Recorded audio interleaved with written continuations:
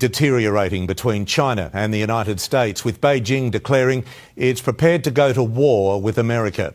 The alarming words reflect China's fury over Donald Trump's trade tariffs and coincides with a dramatic boost to its defense spending. China makes a bold announcement about going to war with the United States. Democrats have learned nothing and are facing the backlash for their actions at the president's first joint Congress address. And Charlie Kirk guests on Gavin Newsom's podcast, where he makes him admit a shocking truth. If you guys appreciate the daily news updates, please hit the like button and subscribe to the channel. I got a lot of crucial updates today, so let's not waste any time. Let's get back on China. So China just threatened war with America. Do you think Joe Biden would have been able to handle this crisis properly, or is Trump the best man to clean up this mess? Type Biden fail if you feel like Biden was just not going to be the man for the job, and type Trump strong if you think we already have the best president that's capable of handling the situation that we're facing here. China said yesterday that they're ready for any kind of war with the U.S. Because of these tariffs that have been placed on them. Can you speak to how the administration is planning on responding to that? Well, I think Secretary Hegseth has responded to that this morning. He said that America will always be prepared to defend itself, especially under the leadership of this president in the Oval Office. And that certainly remains true. Again, when it comes to tariffs, the president has been very tough on China, not just now with 20% and more with the reciprocal tariffs that will hit on April 2nd. But look at what he did in his first term. There were billions of dollars worth of tariffs that he implemented on China.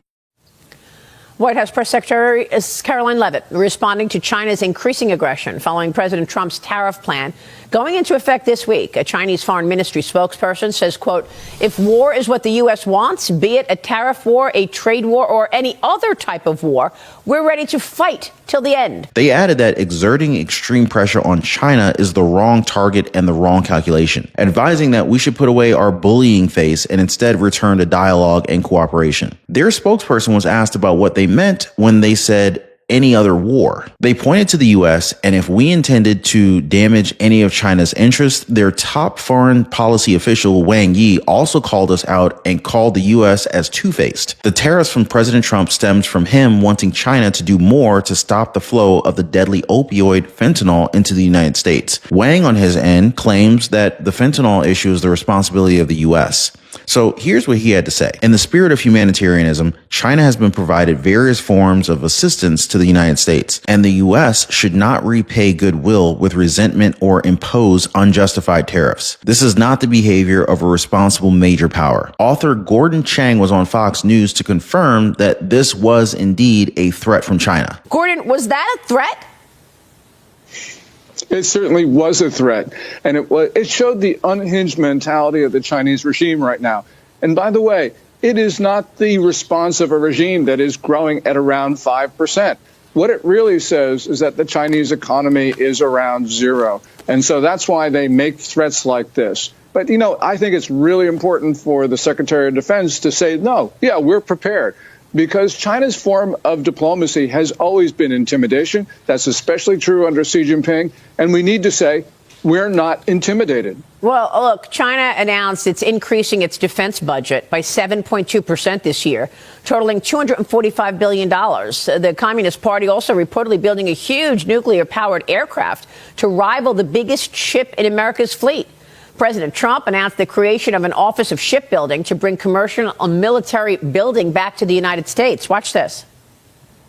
To boost our defense industrial base, we are also going to resurrect the American shipbuilding industry, including commercial shipbuilding and military shipbuilding. We will create a new Office of Shipbuilding in the White House and offer special tax incentives to bring this industry home to America where it belongs. We used to make so many ships. Tensions seem to be pretty high between our countries, although I'm guessing that we're not bound to see a full-blown war anytime soon. Hopefully. The tariff wars, on the other hand, are well underway, with fentanyl being at the forefront of it all. Now, moving on, guys, I want to talk about the despicable behavior that Democrats showed recently. And I got to give a lot of credit to Fox News because they went in and they asked these people about their actions. And they couldn't be bothered to clap for anything that the president said during their joint Congress, even things that weren't even partisan at all. Senator, how's it going?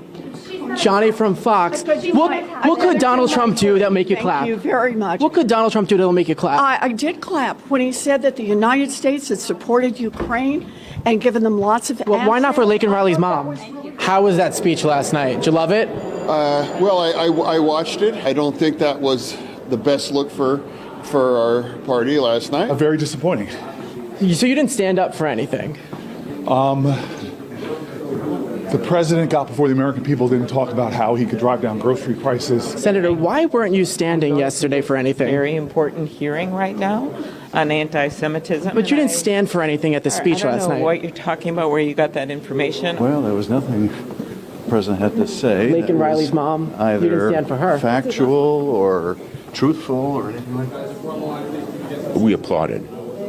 You don't think it's worthy to stand up for her like everyone else? We should applaud. I need you to move. Congressman, why didn't you stand for the speech? Have a good day. I need to go to a meeting.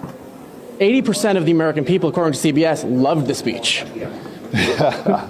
Again, I don't think with the United States... Are the Democrats out of touch? The United States of America.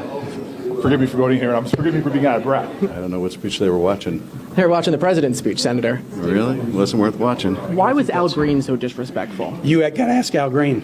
So I just pulled up to Congressman Al Green's office, went inside, see if he wanted to talk, because he did a lot of talking at the joint address, but they shooed me away.